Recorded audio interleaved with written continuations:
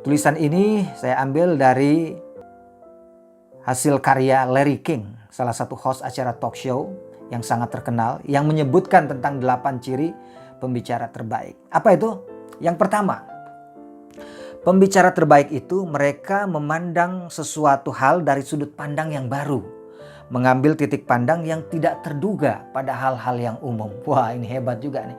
Kalau kita menjadi seorang pembicara publik atau menjadi public speaker, kalau kita berbicara dengan hal-hal yang biasa umum, sudah biasa, maka jadi biasa juga hasilnya. Tapi orang-orang yang hebat, mereka punya sudut pandang yang berbeda. Mereka cenderung anti mainstream.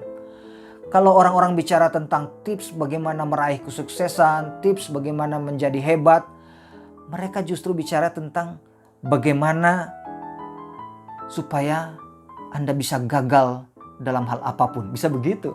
Terus apa keuntungan misalnya menjadi orang-orang yang malas? Ini kan sudut pandang yang berbeda. Orang pasti bilang ini agak kontroversial orang ini. Tapi justru itulah yang membuat mereka ditunggu-tunggu. Jadi meskipun mereka membuat judul atau sudut pandangnya itu berbeda, tapi mereka tetap menjaga kualitas kontennya tetap berbobot. Itu yang hebat dari orang-orang ini. Kemudian yang kedua, apa sih yang dilakukan? Bagaimana ciri pembicara terbaik itu? Mereka mempunyai pengetahuan yang luas, memikirkan dan membicarakan isu-isu dan beragam pengalaman. Nah, ini yang sering terjadi begini ya teman-teman. Ada orang itu mereka cenderung terjebak gitu. Mereka cenderung terjebak oleh bidang yang ditekuninya. Jadi mereka hanya selalu berbicara tentang hal-hal yang ditekuninya. Misalnya dia orang bisnis, maka ya bicaranya sekedar bisnis aja gitu. Dia nggak bisa keluar dari topik tentang bisnis. Dia tenggelam dan terkurung di situ. Sementara pembicara yang hebat tidak begitu. Mereka punya amunisi yang banyak untuk bicara. Kalau orang cuma bicara satu bidang saja, dia ahli di satu bidang dan dia bicara itu aja, maka dia tidak akan berkembang luas, tidak akan menjadi pembicara yang hebat. Di sini dikatakan, kebanyakan orang itu terjebak atau seolah terpenjara dalam bidang-bidang yang ditekuninya. Sehingga mereka seolah kehabisan amunisi saat berbicara tentang hal-hal di luar masalah pekerjaannya. Ini yang terjadi ini. Oke, itu yang kedua. Yang ketiga, mereka antusias dan menaruh minat besar terhadap apa yang Anda katakan.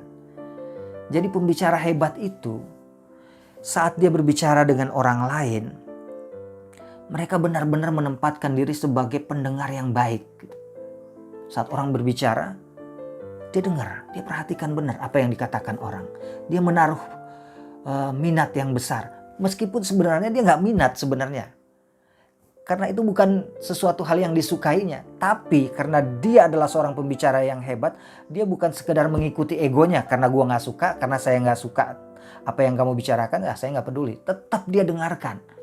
Bagi komunikator yang hebat, menghargai, respek kepada orang lain yang sedang berbicara itu jauh lebih penting daripada sekedar mengikuti egonya. Luar biasa ya. Ini makanya mereka disebutkan sebagai pembicara yang terbaik. Yang berikutnya, yang keberapa nih? 1, 2, 3. Yang keempat sekarang. Mereka tidak pernah membicarakan tentang dirinya sendiri.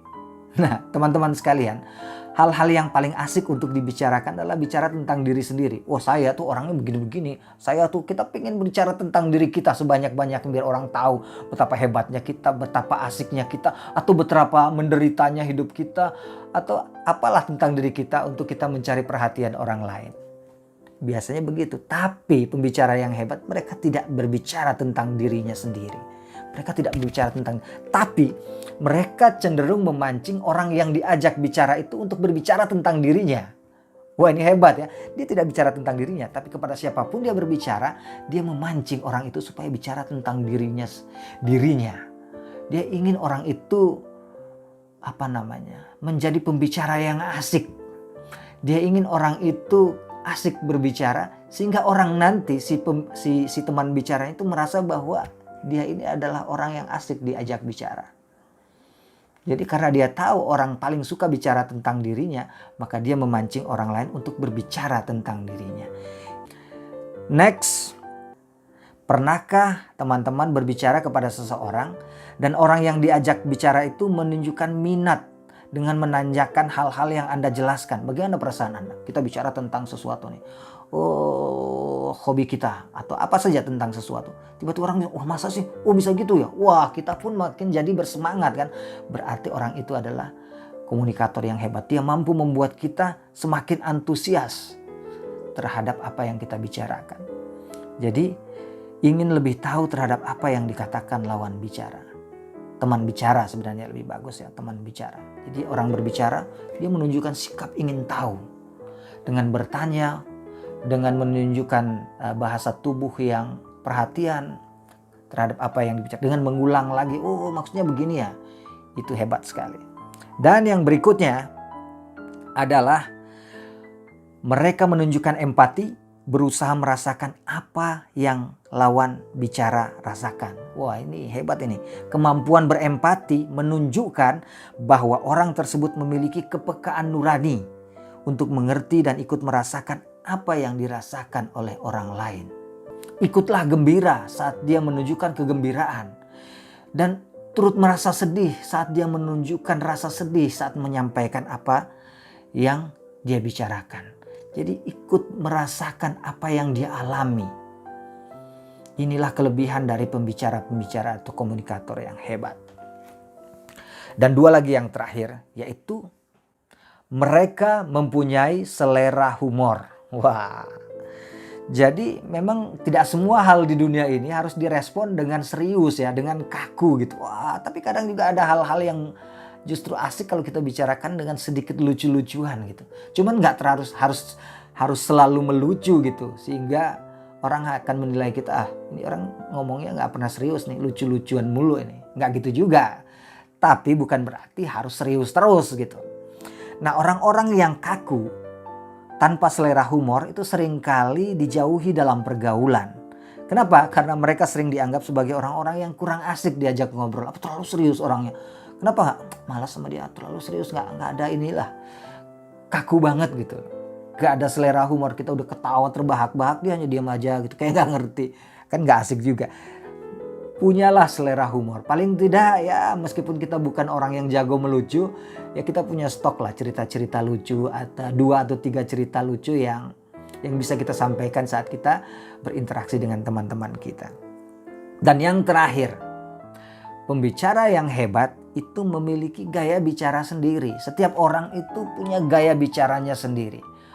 Orang itu dikenang dengan gaya bicaranya yang khas. Kalau sama dengan orang lain, ya, dia tidak tampak menonjol, tidak beda. Tapi kalau dia punya gaya bicara yang khas, maka dia punya ciri yang selalu dikenang. Misalnya siapa ya? Gus Dur misalnya, dia punya cara bicara yang unik, yang khas gitu. Atau Pak B.J. Habibie, dia juga punya cara bicara yang khas. Pembicara-pembicara yang lain juga punya gaya bicara yang khas. Artinya ciri ini membuat kita menjadi mudah dikenali, mudah diingat. Tidak salah jika Anda ingin meniru pembicara yang kita anggap hebat. Cuma pada akhirnya kalau kita selalu meniru orang yang kita anggap hebat, maka kita hanya akan menjadi imitasi dari orang itu. Sehebat apapun dia, kita hanya jadi imitasi. Jadilah diri kita sendiri. Karena setiap orang itu punya gayanya sendiri, punya cirinya sendiri. Oke?